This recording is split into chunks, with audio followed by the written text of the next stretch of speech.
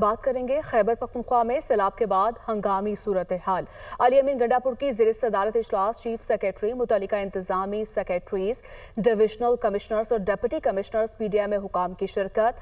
بارشوں اور سیلاب سے متاثرہ اضلاع میں ہونے والے نقصانات، ریسکیو اور ریلیف کارروائیوں کا جائزہ لیا گیا۔ اجلاس میں ہیلی کاپٹر حادثے کے شہداء کے درجات کی بلندی کے لیے دعا کی گئی۔